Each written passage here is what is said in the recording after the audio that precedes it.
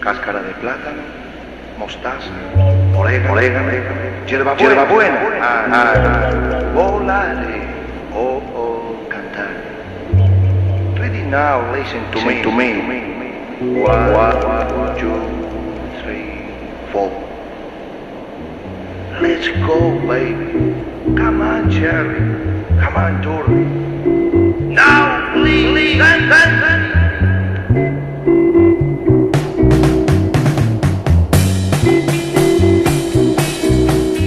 Bueno, estamos en otro viernes, un nuevo encuentro que tenemos con Amado y con Artemio. Amado, buenos días, ¿cómo estás? Hola Daniel, ¿cómo va? Artemio, Bien. buen día. Hola. Muy bien. ¿Cómo estás, Artemio? ¿Bien? Todo bien. ¿Vos, Daniel? Muy bien. Bueno, a ver, hoy vamos a tener un único tema, pero que lo vamos a partir en varias partes. Para mí es la noticia más importante de la semana, sin duda alguna, y también es una noticia de relevancia que se expande al resto de la región. Me estoy refiriendo a los resultados ocurridos en el balotaje de Perú. Varios elementos para analizar. Arranquemos primero por la cuestión que Perú, que estuvo ausente, Amado, Artemio, estuvo ausente de alguna manera de todos los gobiernos populistas de principio de siglo, ¿no? Medio como mirando de la tribuna, no sumándose al fenómeno ese. Y ahora, bueno, pareciera ser que en lo que pareciera ser una nueva oleada de gobiernos populistas, Perú está, no sé si a la vanguardia, pero en un lugar expectante, con un candidato que propone, bueno, ya lo vamos a ver, ¿no? Pero nacionalización de los recursos naturales, reforma de la Constitución, esto quiere decir, propone reformas profundas. Primera cuestión del tema Perú, si a ustedes les parece bien, Sí. está el tema, a Artemio, vos lo profundizaste, el tema sociedades polarizadas, ¿no? Claro. Bueno, es la tónica que se está dando en el continente, obviamente, bueno, a nivel planetario también podríamos extenderlo, pero digamos, dada la insatisfacción que existe con las democracias occidentales, los regímenes tradicionales, a mi juicio es el resultado de la hiperconcentración del ingreso que se ha producido en los últimos 10 años, o quizá un poco más, y esto tiene regímenes políticos que efectivamente han polarizado y tensado el sistema de representación como nunca antes. Perú lo muestra claramente, dos modelos de país bien distintos confrontando, y me parece que esa va a ser la tónica que signe el comportamiento de la región y obviamente el de nuestro país. Pero no me quiero anticipar porque eso viene para otro capítulo, pero sí, primera gran cuestión es un nivel de polarización inédito en un país que, como vos bien señalás, había sido por lo menos ausente de todos los procesos populistas de inicio del siglo XXI. Bien. Amado. Sí, quería poner un poco el foco en esto que dice Artemio, porque claramente es lo que está sucediendo, pero le podríamos ampliar un poco el foco, ¿no? Y esta polarización tiene que ver con la imposición del modelo neoliberal a escala, por lo menos, como él dijo, de las democracias occidentales. Porque no solo hay una polarización, sino que está obturada la movilidad social. Y me parece que esto redunda en una mayor polarización. Entonces, no es casualidad, y cada país tiene sus características idiosincráticas propias, que los tres elegidos como modelo en esta etapa por el consenso de Washington, Chile, Perú y Colombia, sean los países que más problemas sociales tienen. No es una casualidad. Estamos asistiendo a la debacle de los resultados del sistema neoliberal, lo cual no quiere decir de ninguna manera que se acabó, se caiga o se termine, como decía Zizek con respecto a la pandemia. Muy por el contrario, esto puede profundizarse más aún, porque lo que estamos viendo es niveles de violencia económica y social realmente que han producido reacciones inesperadas en Chile, un resultado electoral hace poco más de un mes inesperado en Perú y crisis en las calles con fuerte represión desde el gobierno también inesperada en Colombia. Entonces, me parece que estamos asistiendo al fracaso de resultados del modelo neoliberal en las democracias occidentales, que redunda en una polarización muy potente y que va a dar novedades políticas como estas que estamos viendo. Lo cual no quiere decir que se consoliden en procesos de mejora de distribución del ingreso o de mejora del funcionamiento, porque acá lo que está en discusión son las instituciones, la institucionalidad. Y si no hay cambios en la institucionalidad, ninguna persona va a poder dar respuestas distintas a las capas sociales sumergidas. ¿A qué llamás cambios en la institucionalidad, Amado? Bueno, por ejemplo, el que va a ser seguramente presidente de Perú habló ya del cambio en el sistema jubilatorio. Recordemos que ahí, como en Argentina, hubo en el pasado, hay un sistema privatizado de AFP, como lo llaman en Perú y en Chile. Un cambio institucional es, por ejemplo, el cambio en el sistema jubilatorio. Pero, como decía Artemio, hay un problema más grave de representatividad y de funcionamiento conjunto de las instituciones, como puede ser el Poder Judicial y el rol disciplinador que tiene en las sociedades también, ¿no? Después están las características idiosincráticas, pero me parece que esto justamente está atravesando a los países andinos como buenos alumnos del Consenso de Washington, donde el resultado social es un fracaso rotundo.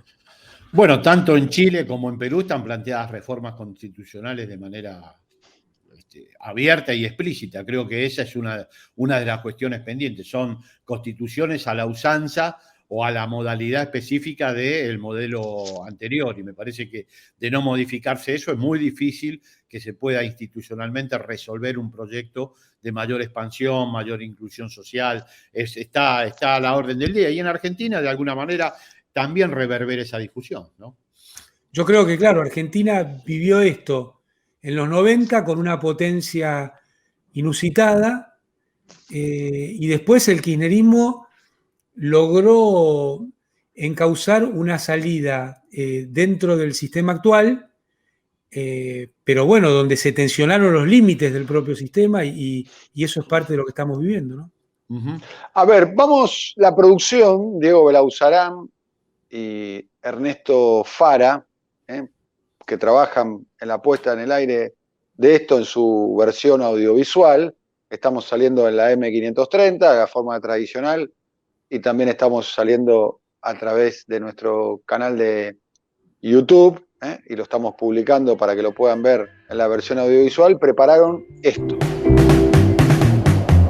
Valientes y combativos maestros del Perú, el saludo combativo y de clase, darle la bienvenida a las diferentes delegaciones del país que se están sumando a esta huelga nacional indefinida.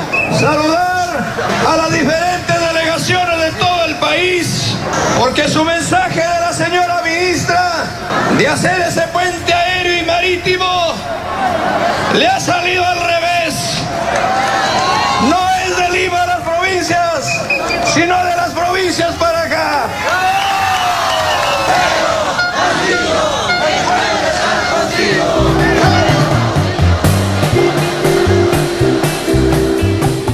Bueno, ahí vemos Pedro Castillo.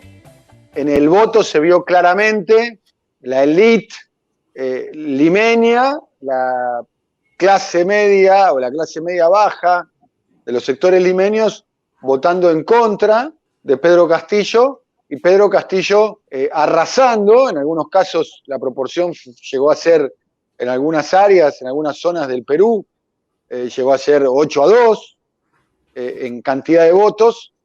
Un candidato que viene de la periferia hacia el centro. Lo que vimos ahí es el arma que tiene Pedro Castillo, en el sentido, o la herramienta, para ser más precisos, en términos políticos, que es la movilización. Se hizo célebre figura nacional, así como lo hizo Evo Morales, que es un poco su referente, ¿no? El referente que tiene el profe Castillo es a Evo Morales, digamos, el ejemplo a seguir, alguien que va de los márgenes hacia el centro de la toma de decisiones. Pero la pregunta, y se la traslado a usted, te la traslado a Amado, se la traslado a Artemio, que ustedes estuvieron siguiendo el tema esta semana: ¿se puede gobernar? ¿Va a poder cumplir su programa electoral? ¿Y va a hacer las alianzas que tiene que hacer? Bueno, esa es una pregunta que tiene muy difícil responder, no tiene respuesta inicialmente. Toda la derecha junta no llega a los 2/3 de la Cámara, o sea que no lo pueden destituir en teoría, pero eso puede cambiar. Acá está planteado iniciar un camino de reformas ampliando la base, obviamente, parlamentaria y también electoral del propio Pedro Castillo, pues no olvidemos que esta polarización se da a través del mecanismo institucional de balotaje, pero por otra parte, obviamente, está siempre el fantasma de la figura de Ollanta Humala, que finalmente fue quebrado por los poderes consolidados del Perú, por las élites gobernantes, y terminó realizando un gobierno que dejó insatisfecho y incumplió casi todos los contratos electorales con los que había asumido. Ese es el gran desafío, el desafío de el nuevo triunfo en Perú del nuevo presidente. Veremos si efectivamente, es muy difícil contestar esa pregunta, Daniel. Desde el punto de vista parlamentario no la tiene fácil, va a tener que ampliar su sistema de alianzas, pero sería un error volver a transitar el camino que ya probó el caso de Humala de manera fehaciente, que no conduce a ningún lado bueno. Veremos Castillo cómo se las ingenia para ser fiel en parte a su contrato electoral y al mismo tiempo ampliar su base de sustentación, tanto parlamentaria como social. Eso es una tarea pendiente que no tiene hoy respuesta. Sí, yo te agregaría que Perú es una sociedad divina, muy linda, pero todavía sigue atravesada por cuestiones desde la época de la colonia, ¿no? Quizá en un grado más fuerte que otros países, salvo el caso de, por ejemplo, de Bolivia o tal vez hasta de México. La cuestión de clase, que lo mencionaba ahí el profe, la cuestión de clase está atravesada también por la cuestión racial. Y también, como vos señalabas, esto determina una cuestión geográfica, donde es muy distinto lo que sucede al oeste que lo que sucede en la costa. Pero bueno, tiene un desafío ante sí extraordinario. Hay que pensar que son candidatos que en la primera vuelta no superaron el 20% de los votos, ¿no? Entonces, esta posibilidad de llegar con un número importante es lo que no se le permitió a Néstor Kirchner. Y aún en ese camino, Néstor Kirchner pudo consolidar una fuerza política. Entonces, me parece que, coincidiendo con Artemio también, el derrotero de las políticas que se vayan poniendo en funcionamiento va a ser el que va a determinar si acumula o si va perdiendo fortaleza en estos tiempos. Y claro, al principio es muy difícil porque 50 y 50, la moneda en el aire, para cumplir con el programa, tiene que ser rupturista respecto al establishment. Y él es cierto que viene de las provincias hacia Lima, pero se va a sentar en Lima, donde, digamos, el establishment tiene todos los resortes. Entonces, su capacidad, su astucia y también su valentía para enfrentar reformas son los que le van a, me parece a mí, marcar si va a poder transformar la correlación de fuerzas o no para cumplir, aunque sea parcialmente, el programa que es, digamos, ya es un éxito en estos tiempos. Y me parece volver al caso, a partir de esto que decía Artemio, de lo frágil de la forma institucional a la cual te lleva esta situación, pensar también en lo que va a ser la Asamblea Constituyente en Chile, ¿no?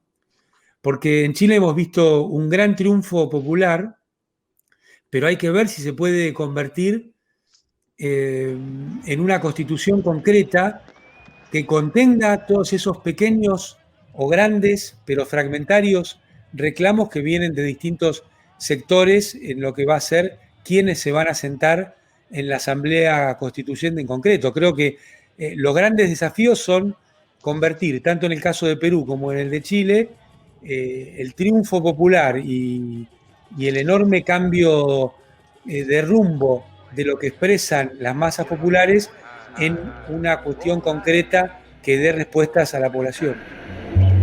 Really now, listen to me. 1, 2, 3, 4. Let's go, baby. Come on, Jerry. Come on, Dory. Now, please,